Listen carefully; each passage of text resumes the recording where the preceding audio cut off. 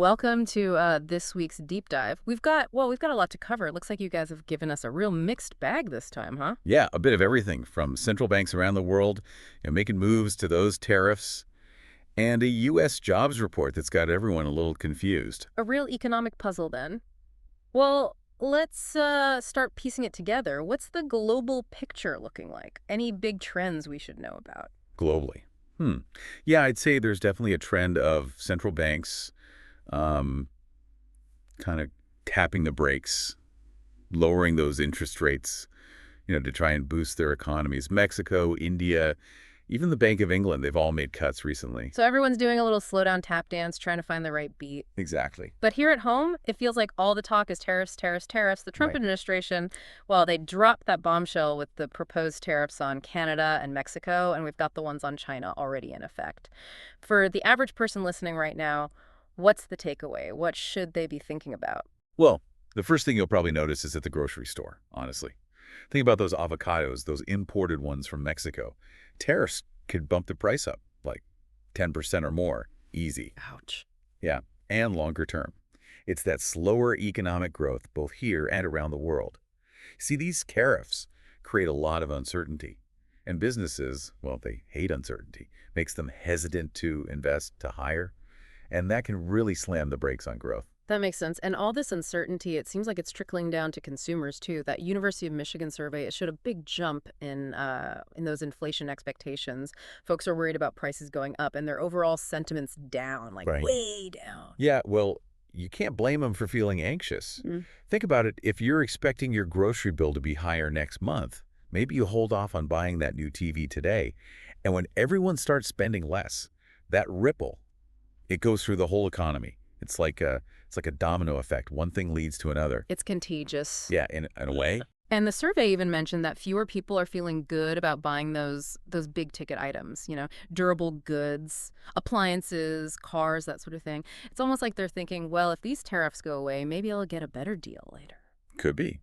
But then we've got this jobs report, and, well, it's thrown everyone for a loop. At first glance, it looked bad, really bad. Only 143,000 jobs added in January, way below what anyone was predicting. But then they revised those numbers from the previous months upward. So, Yeah, it's like trying to put together a puzzle, but some pieces are still missing. Is the job market strong? Is it weak? What are the clues we should be looking for? well, the final revisions, they weren't as awful as people initially thought. Mhm. And that unemployment rate stayed steady at 4%. But that's not the whole story. We need to look at the kinds of jobs being added. And this is where things get interesting. A whopping 88% of the new jobs since December 2022, they've been in government, leisure and hospitality, and private education and healthcare. Those sectors, they usually mean lower pay, fewer benefits compared to, say, a tech job or something in manufacturing. Wow, that's a huge percentage concentrated in just those areas. Makes you wonder, I mean, is that why the average work week has dropped to 34.1 hours, matching those pandemic lows?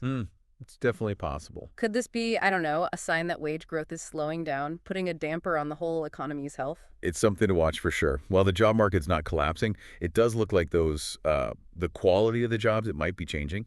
And that could have some long-term effects, on spending, growth, the whole nine yards. So we've got this jobs puzzle, anxieties about tariffs and prices going up, and central banks around the world cutting rates. What are the experts saying? Will the Fed follow suit, cut rates too? For now, most think the Fed will probably hold steady, at least for the next few months. That jobs report, even with all its quirks, it doesn't exactly scream crisis and inflation. Hmm. It's a worry, yeah, but it's not out of control. Yet. Okay, so no sudden moves from the Fed. But what about down the line? Will they eventually cut rates, or are we stuck with these higher ones for a while? That's the million-dollar question. A lot hinges on those tariffs, what happens with inflation, and if the job market can, really find its footing and show some real strength. And don't forget, the Fed's got its eye on what other central banks are doing too. With those rate cuts in Mexico, India, the UK, they'll be watching closely to see how those decisions might ripple over here. It sounds like we're all just kind of holding our breath, waiting to see how these pieces of the puzzle fit together. Pretty much, yeah. But everyone seems so focused on the tariffs impacting China, it's easy to forget that other piece of the puzzle, those tariffs on Canada and Mexico. Even though they're on hold, could they still mess things up? Oh, absolutely. Canada and Mexico are huge trading partners. If those tariffs go through, it could really disrupt that whole well-oiled machine of North American trade. Think about it. Mm. Higher prices for everyone, businesses and consumers, in all three countries. Supply chains getting all tangled up. And that uncertainty, it's already making some businesses think twice about new investments or expanding. A reminder that the world's economy is all interconnected. What happens in one place can have ripples everywhere. Exactly. And speaking of ripples, let's look at the impact all this is having on specific markets. Let's start with the US dollar. What's it been up to? Okay, well, if we look at the US dollar index, the DXY, it actually had a pretty interesting week. It ended strong after those inflation expectations jumped. So a strong dollar, huh? Does that Yeah. spell trouble for the euro and the pound? Well, both Euro USD and GBP USD, so that's the euro and the pound against the dollar, they definitely took a hit on Friday. The British pound especially, it lost some of the gains it had made earlier in the week. So stronger dollar, weaker euro and pound. That's usually how it goes. Hmm. What about gold? Isn't that supposed to be like the safe haven asset? Does that mean it's doing well? You'd think, right? It usually is the go-to when things start looking shaky, and it actually hit new all-time highs this week, but then it took a sharp drop after that Michigan consumer sentiment data came out. Wow, so even gold isn't immune to these swings. Nope, not this time. At the time of our sources, it had backed down from its all-time high of $2,886, trading at $2,858. Quite a drop. All right, last one. Let's talk oil. It's had a bit of a roller coaster week, but it looks like it's going to close out with its third week in a row of losses. What's behind that? At first, there were those worries about potential sanctions on Iran, disrupting supplies. But those fears got overshadowed pretty quickly by worries about, well, about those tariffs and what they'll do to global growth. And that means ultimately oil demand. So those tariffs, they might actually be pushing down the price of oil by dampening It demand. just seems that way, yeah. Wow. Okay, so we've covered a lot. Tariffs, central bank moves, that confusing jobs report, and how it's all impacting consumer sentiment and the markets. It's a lot to take in, but before we move on, maybe it's worth just recapping the key takeaways for everyone listening. Yeah, good idea. Let's see, first and foremost, those tariffs, they're a big source of uncertainty right now, contributing to those inflation worries and potentially slowing down growth everywhere. Right. And second, that U.S. jobs report. It might not be as bad as we first thought, but it definitely raises some questions about the types of jobs being created and how that will impact wages, spending, the whole shebang. Yep. And third, central banks around the world, they're dealing with all this in different ways. Some are choosing to lower interest rates to try and boost growth. Here in the U.S., it looks like the Fed will hold steady for now, but what they do next, it's all going to depend on how these economic factors play out. And finally, I guess the biggest takeaway is just how connected the global economy is. What happens in one place, it can really create waves everywhere else. It's important to keep an eye on the whole world, not just what's happening here at home. Couldn't agree more. All right, now that we've got that all sorted out, what's coming up next week? Any big events or data releases we should be watching for? Oh yeah, there's a lot happening, both here in the U.S. and around the world. Okay, well, fill us in. What should we be paying attention to? Well, here in the U.S., it's going to be all about that consumer price index, the CPI, and that testimony from Federal Reserve Chair Jerome Powell. Those two things alone can really shake things up. Oh, and we'll get a glimpse at the growth picture for the UK and the EU, too, all this week. Wow, okay, lots to unpack there. Let's start with that US CPI. What are people expecting to see? Economists, they're predicting a 0.3% monthly rise, both for the headline and core CPI numbers. And what's driving that expected increase? Why are prices supposed to go up? Well, there are a few things kind of pushing inflation higher. We've got those food and energy costs, always a factor. Housing prices, they just keep climbing. And then, of course, vehicle prices are up, too. So even though those tariffs on Canada and Mexico are on hold for now, they're still, looming in the background, keeping that inflation fire burning. Exactly. And it makes it less likely that the Fed will cut rates before June. They'll want to see how those tariffs play out, what happens with inflation, before they make any big moves. So the Fed's playing it safe for now. Makes sense. Yeah. What about Powell's testimony? What will you be listening for? What are the key things to pay attention to? I'll be tuned in to how he talks about all the uncertainty around the Trump administration's policies, especially those tariffs. I bet he'll emphasize that any future rate cuts, they'll depend entirely on the economic data that comes in. They're going to be data dependent, as they like to say. Right, right. It'll be interesting to see how the Fed tries to walk that tightrope, control inflation, but also navigate all the potential risks from tariffs and a global slowdown. It's a delicate balance for sure. It is. All right. Let's switch gears for a minute. Over in the UK, they're releasing GDP data on Thursday, right? What's the outlook there? Not great, to be honest. Growth probably slowed down in the second half of last year, and we might even see flat GDP numbers for the fourth quarter. Not exactly a rosy picture for the UK economy, then. What's causing this slowdown? What are the main factors at play? It's kind of a mixed bag, really. That whole Brexit uncertainty, it's still hanging over everything, making businesses hesitant to invest.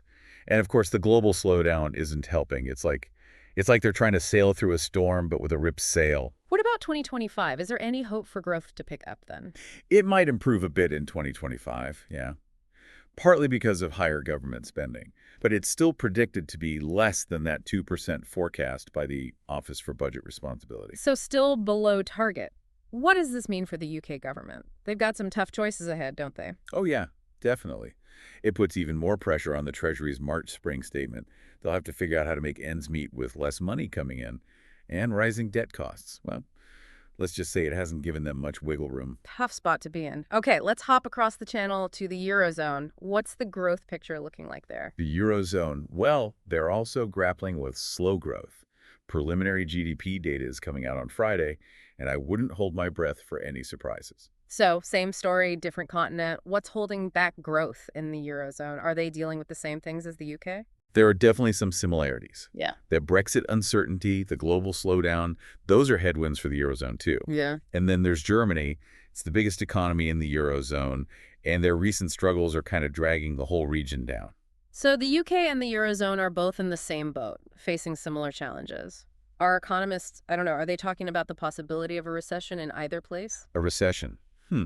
It's not the most likely scenario, but it's definitely possible if things keep going the way they are, or if they get worse. Hmm. The trade war between the U.S. and China, the potential for a no-deal Brexit, those are wild cards. They could really tip the scales. Okay, so we've got a week full of events that could really rattle things. The US CPI, Powell's testimony, GDP data from the UK and the Eurozone. A lot to keep an eye on. No kidding. It's going to be a busy week for anyone following in the markets. And it's a good reminder of why staying up to date on global economic news is so important. It can really help you make smarter decisions about your money. Speaking of staying informed, you mentioned a helpful resource earlier, the Action Forex Economic Calendar. Can you tell us a little more about that? What is it, and how can it help our listeners stay in the loop? Oh, the Action Forex Economic Calendar is a lifesaver. It basically gives you a schedule of all the upcoming economic data releases, all the big events happening around the world. It's super easy to use, and it even tells you how each release is expected to impact things.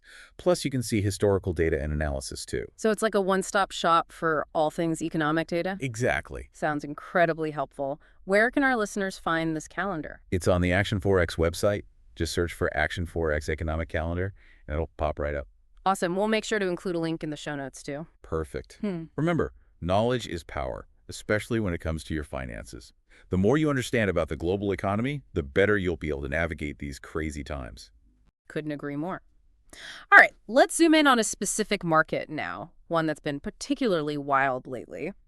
The U.S. dollar. You mentioned earlier that the U.S. dollar index had a strong finish last week. What's the outlook for the dollar in the week ahead? Well, all eyes are going to be on that U.S. dollar index, especially after that late recovery it made on Friday. Looks like it might even hit a new high. If that CPI data comes in hotter than expected, exceeding those predictions, it could really fuel those inflation fears and send the dollar soaring even higher. And, any new tariff announcements, those could also make the dollar more attractive to investors who are looking for, well, a safe haven. So basically, all signs point to a stronger dollar in the coming week. From a technical analysis perspective, what are the key levels to watch for in the U.S. dollar index? What should we be paying attention to? Let's look at the charts. The DXY, it's printed a higher low on that daily time frame.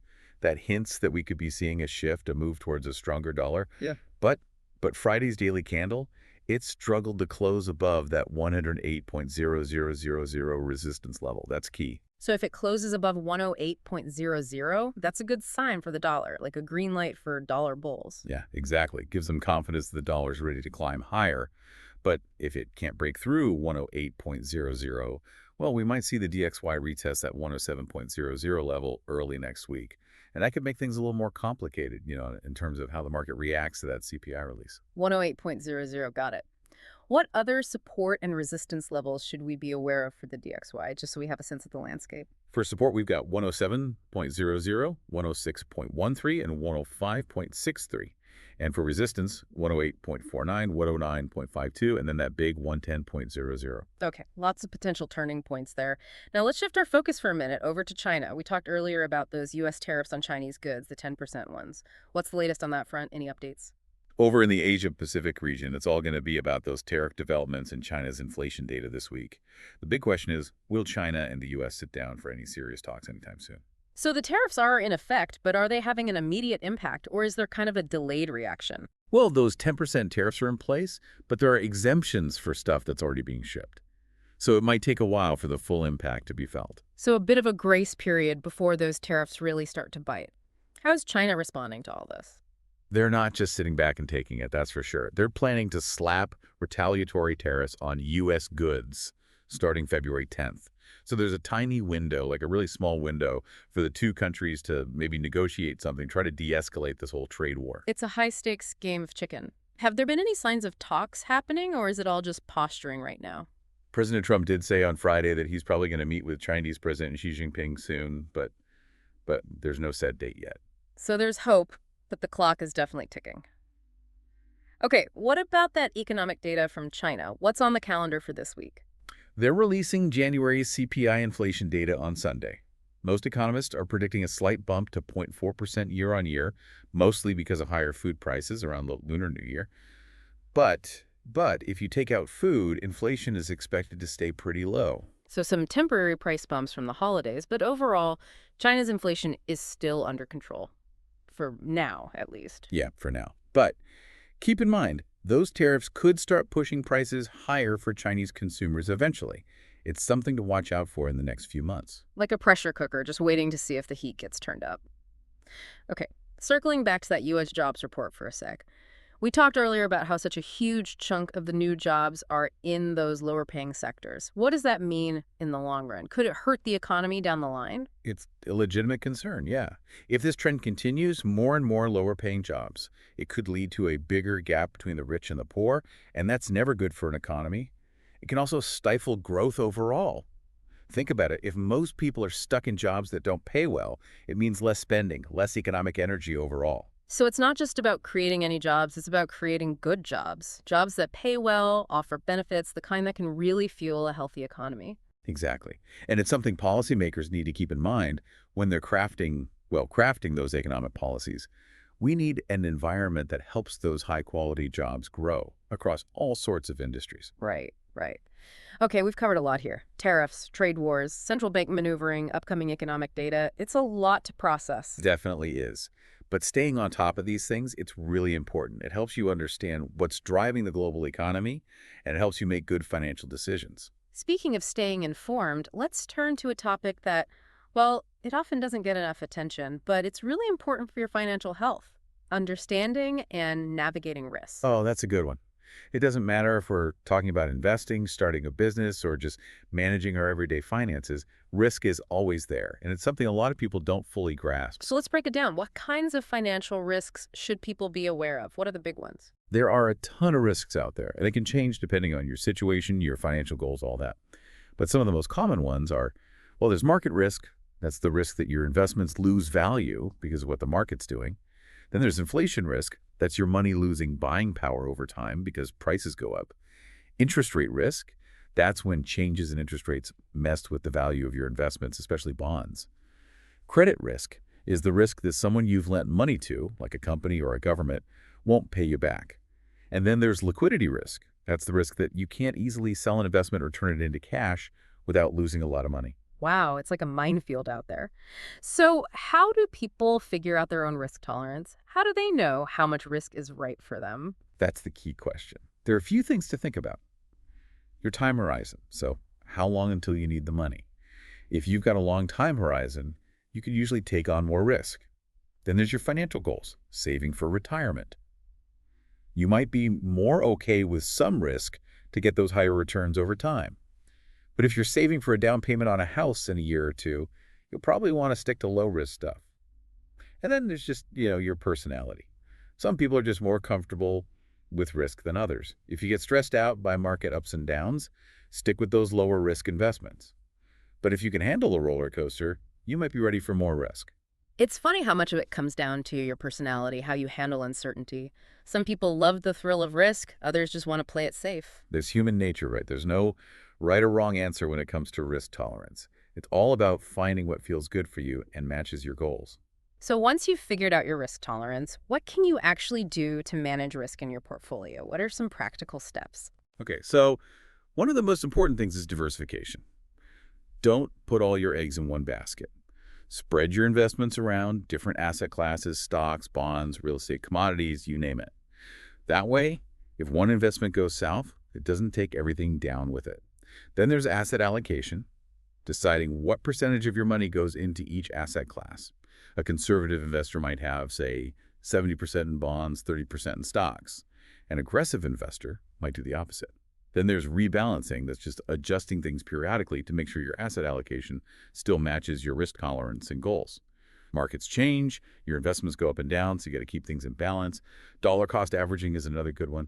That's basically investing the same amount of money at regular intervals no matter what the market's doing. That way you're averaging out your purchase price over time, which can help you avoid buying high and selling low. So it's about having a plan, sticking to it, and not freaking out every time the market jumps around. Exactly. Risk is just part of the game. You can't avoid it completely, but you can manage it by understanding it, knowing yourself, and having the right strategies in place. Great advice. And remember, risk management, it's not a one-time thing. You got to review your portfolio regularly, check in with your risk tolerance, and adjust your strategy as you go. Absolutely. Life changes, your goals change, your risk management should change too. Okay, we've talked about a lot of the challenges out there, those economic headwinds and all the volatility in the markets. And we've talked about how to manage risk. But let's shift gears for a bit and talk about something a little more positive, something we're really passionate about here at the Deep Dive: lifelong learning. Oh, I love that. Yeah. In a world that's changing so fast, constantly learning new things, it's not just a good idea, it's essential. It keeps you relevant, adaptable, ahead of the curve. Right. It doesn't matter if you're learning more about finance, picking up a new skill, or just exploring a new topic because you're curious. Making time for learning can really pay off in your personal life and your career. Couldn't agree more. It's all about embracing a growth mindset, being curious, always looking for new knowledge and experiences. So how can people, how can they cultivate that love of learning, make it part of their lives? Well, a few things that have worked for me. Hmm. Make it a habit. Schedule time for learning every week, even if it's just half an hour. Treat it like an important meeting, just with yourself. Figure out how you learn best. Some people love reading books. Others prefer videos, courses, workshops, whatever. Try different things and see what clicks. And follow your interests. Explore things that fascinate you. Learning should be fun, not a chore. Oh, and connect with other learners. Join book clubs. Go to industry events. Even just chat with people who share your interests. Learning can be a social thing too. And don't forget to celebrate your progress. Recognize your wins and how far you've come. It keeps you motivated. Those are great tips. And learning doesn't have to be expensive or formal. There are so many free resources out there, online and in your community. Totally. Libraries, museums, community colleges, online platforms like Coursera, Khan Academy, they've got a ton of stuff. Okay, let's talk about a specific type of learning that can really empower you: financial literacy. Oh, yeah. That's crucial for making smart decisions about your money, building wealth, reaching your financial goals. But for a lot of people, finance just feels intimidating. Where do you even start? There are a lot of good resources out there, books, articles. There's a ton of stuff on personal finance, from budgeting to investing to retirement planning. There are also lots of online courses and webinars, many of them free or pretty cheap, offered by financial institutions and educational organizations. A financial advisor can be really helpful too. They can give you personalized advice and help you create a plan that fits your goals and your risk tolerance. And don't try to do everything at once. Start small, focus on one thing at a time, like making a budget or learning about different ways to invest. Just build that momentum. And financial literacy, it's a journey, right? Not a destination. It's about learning and growing throughout your life, so you can make smarter decisions about your money at every stage. Exactly. The more you learn, the more confident you'll feel about managing your money and building a secure future. All right, so we've talked about those big global economic challenges, all that market volatility, Yeah. how important it is to understand and manage risk, and the power of lifelong learning, especially when it comes to finance. But before we wrap up, let's talk about something that often gets overlooked but can really make a difference in your financial well-being. Your mindset. Oh, I love that you're bringing this up. Our mindset, the way we think and feel about money, it can really shape our financial decisions and ultimately our outcomes. It's like that saying, whether you think you can or you think you can't, you're right. Exactly. If you think money is always scarce or that you're just bad with money, well, you're probably going to make decisions that prove yourself right. But if you believe that money is abundant and that you have the power to create wealth, you're more likely to take action and achieve those financial goals. So how can people, how can they develop a more positive and empowering money mindset? What are some concrete steps they can take? Okay, so first you got to challenge those limiting beliefs. Identify those negative thoughts you have about money and really question them. Are they really true? Second, surround yourself with positive influences. Spend time with people who have a good relationship with money, people who inspire you. Focus on abundance, not scarcity. Shift your attention to what you do have and what you're grateful for. And practice gratitude. Every day, take a moment to appreciate the abundance in your life, the financial stuff and the non-financial stuff, and celebrate your wins. Every financial accomplishment, no matter how small, acknowledge it and celebrate it. It helps to reinforce that positive mindset. Those are great tips. It really is all about shifting your perspective, focusing on the positive. And remember, your mindset is like a muscle. You can train it over time with practice and intention. You got it. The more you focus on building that positive money mindset, the more abundance you'll attract and the more success you'll create. Now, let's dive into a concept that can really supercharge your wealth building efforts. The power of compounding. Oh yeah, compounding is amazing. It's like that snowball effect. It just keeps growing and growing. So basically, your money earns interest, and then that interest earns interest, and so on and so on. It can create exponential growth over time. Exactly. And the longer you let that money compound, the more dramatic the results. Hmm. That's why it's so important to start investing early, even if you can only invest a little bit at first. So time is on your side when it comes to compounding. Absolutely. The earlier you start, the better. All right, let's talk about a specific strategy that can help you harness that compounding power. Dividend investing. Oh, dividend investing is great. It's a way to generate passive income and build wealth at the same time. When you buy dividend-paying stocks, you're basically buying a piece of a company that pays you a portion of its profits regularly. So it's like getting paid to own a little piece of the business. Exactly. And when you reinvest those dividends, you buy more shares, which means more dividends later on. It's compounding in action. So dividend investing, it's passive income and compounding growth, all rolled into one. Exactly. It's a long-term strategy that can help you reach those big financial goals, like retiring early, buying your dream house, or just achieving financial freedom. Now let's talk about a topic that's becoming more and more important these days, sustainable investing. Sustainable investing, also known as ESG investing. That's environmental, social, and governance. Okay. It's all about aligning your investments with your values. It's about supporting companies that are committed to sustainability, ethical practices, being socially responsible, all of that. So it's about making a positive impact with your money. Exactly. You're putting your money where your mouth is, supporting companies that are trying to make the world a better place. And it's not just about feeling good, right? Sustainable investing can be a smart financial decision, too. That's right. Studies have actually shown that companies with strong ESG practices, they often do better than their peers over time. They tend to be more innovative, have stronger brands, and they're better at handling the challenges of a rapidly changing world. So sustainable investing, it's good for the world and good for your wallet. A win-win. And it's becoming really popular with investors of all ages and backgrounds. People want to make a difference with their money. Okay, let's talk about something that's absolutely crucial for achieving any financial goal. Setting those goals in the first place. Oh yeah, setting clear financial goals is huge. It keeps you motivated, it keeps you on track. It's like having a roadmap that guides you to where you want to go. If you don't know where you're going, you'll never get there, right? Exactly. Goals give you something to aim for and help you make the right decisions. So what are some tips for setting effective goals? How do you make sure they actually work? Okay, so first, make them SMART. That's specific, measurable, achievable, relevant, and time-bound. Write them down. It makes them more real and helps you stay accountable. Don't be afraid to break them down into smaller steps. Big goals can be overwhelming, so break them down into bite-sized pieces. Track your progress. See how you're doing and make adjustments as needed. And most importantly, celebrate your wins. Acknowledge every milestone. It keeps you motivated and feeling good.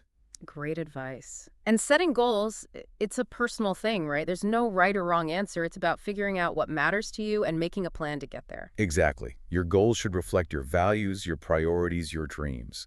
Now, let's talk about something that can be a real roadblock on the path to financial success: debt. Ugh, debt. It can feel like a weight dragging you down, keeping you from reaching those goals. But it's important to remember that not all debt is bad. Right, right. So let's break it down. What are the different kinds of debt and how do you manage them? Okay, so the two main categories are good debt and bad debt. Good debt is when you use that debt to invest in something that will probably go up in value over time, like a house or an education. Bad debt is when you use debt to buy stuff that loses value, like a car or a vacation. So the goal is to minimize that bad debt and use good debt strategically so it actually helps you build wealth. Exactly. And when it comes to managing debt, there are a few key things you can do.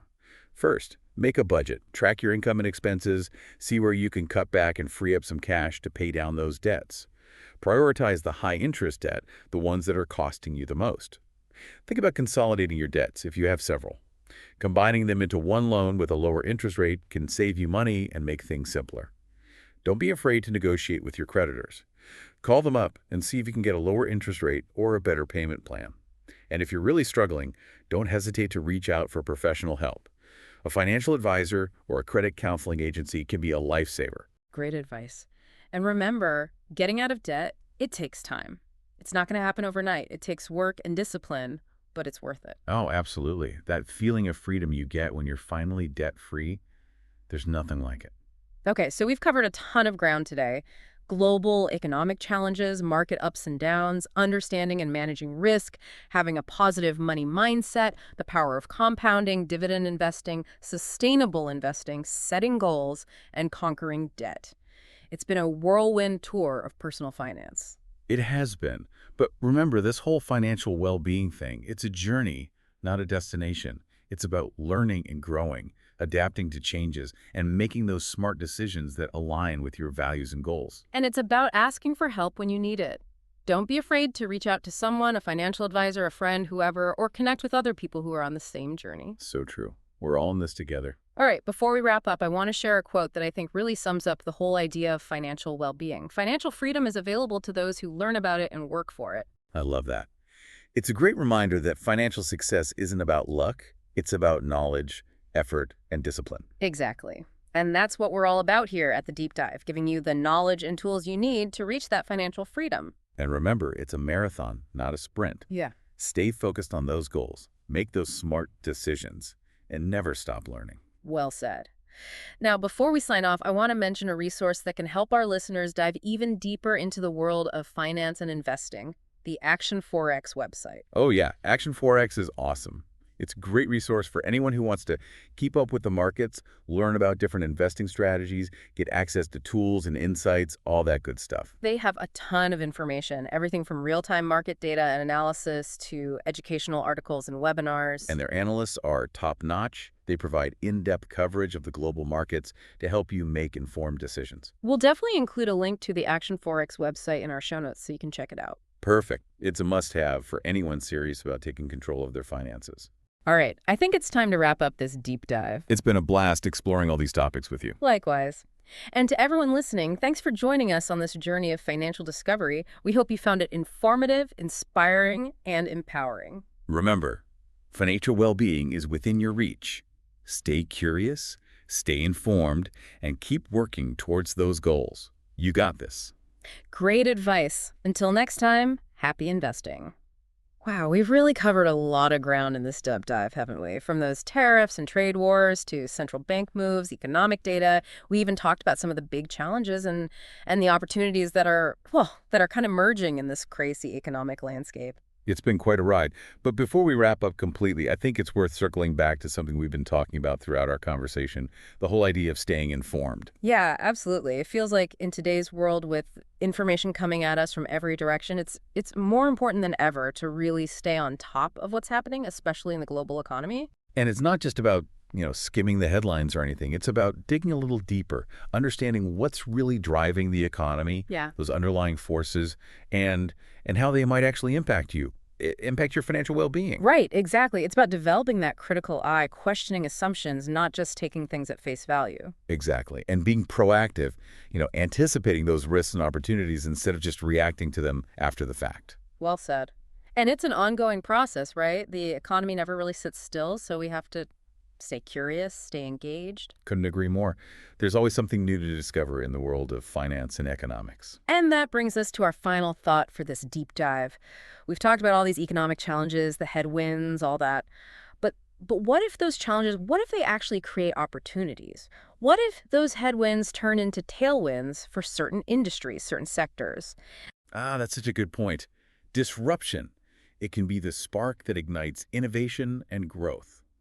Think about it. When tariffs make those imported goods more expensive, it creates space for domestic producers to jump in, fill that gap. So tariffs, even though they cause problems, they might actually help some domestic industries. Exactly. Look at those steel and aluminum tariffs that the Trump administration put in place. They've definitely led to more production and jobs in those sectors here in the U.S. It's like a seesaw, one side goes down, the other goes up. But we have to remember, those benefits, they often come with a cost, right? Higher prices for consumers and businesses that rely on those imports. Right. There's always a trade-off. You have to weigh those potential benefits against the potential downsides. But it's important to remember that even when things are tough, there are often opportunities hidden, just waiting to be discovered. It's all about perspective, isn't it? And it reminds us that the economy, well, it's complicated. Lots of moving parts. What might seem bad for one group could be good for another. For sure. And as you're digesting all this information, about tariffs, interest rates, all those economic indicators, don't just focus on the negatives. Try to think about the positives too. Think about the opportunities that might be emerging, even in this complex and ever-changing environment. It's a great reminder that even amidst all the uncertainty, there's still reason for optimism. We just have to learn to spot those opportunities, see the potential for growth, even when things feel a little shaky. Well said. That's what makes following the economy so fascinating. It's like a giant puzzle, constantly changing, with new pieces appearing all the time. And it's our job as informed individuals to try and put those pieces together, see the big picture, and then use that knowledge to make good decisions for ourselves, for our families. Exactly. And never forget, knowledge is power. The more you understand how the world's economy works, the better prepared you'll be to navigate the ups and downs and come out ahead. Great advice. Thanks for joining us on this deep dive, everyone, and we'll see you next time for another exploration of the forces shaping our world.